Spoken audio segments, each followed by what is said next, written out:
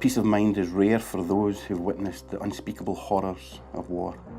But Issa is living proof that healing is possible, and dark days can be overcome. The former child soldier was helped by Christian counselling ministry, Tutapona. He now shares his incredible story to help other refugees.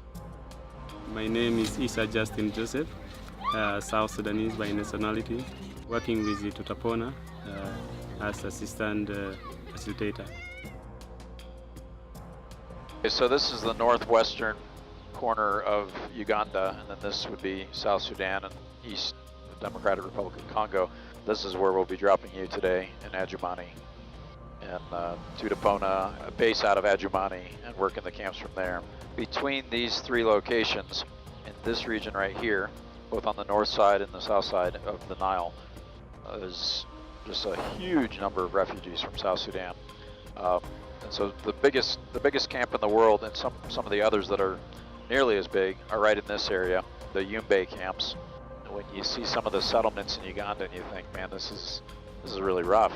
These people are suffering, but actually the people that are in the refugee settlements in Uganda are extremely thankful that they're just safe.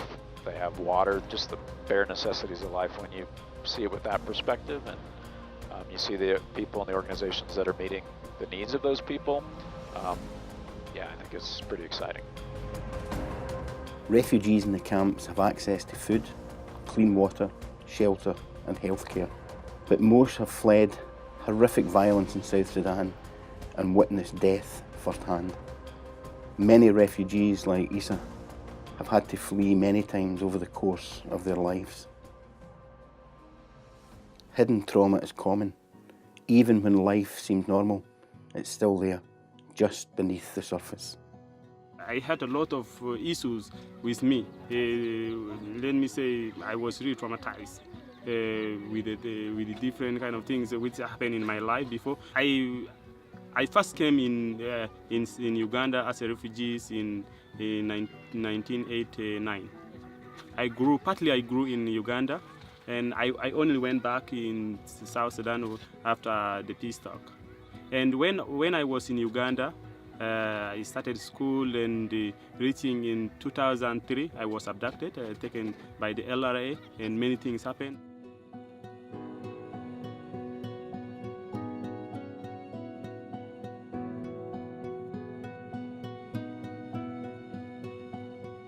I've seen a lot of things. My mind, my memory kept on reminding me about it. And when I went back to South Sudan, I was like not stable. Tutapona teach people to recognise the signs of trauma and stress. They use the analogy of a snake bite to help people understand the things that have poisoned their lives.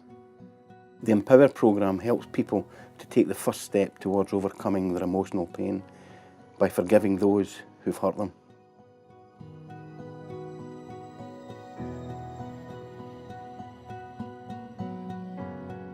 The last time Issa fled was in 2017. And reaching 2017, it was really so horrible now, it was terrible. So I had to really take courage and move with my family, cross the border on foot. Then when we reach here, sometimes imagine what could be wrong with myself, all this happening, coming around me, and what will be the end of me. Sometimes I could not really sleep. But later, when I came to know about Tutapona, and they taught us about how to forgive, how to maybe relaxation techniques. So I really felt at least hope that at least there's hope. I thought it wise to also continue educating others.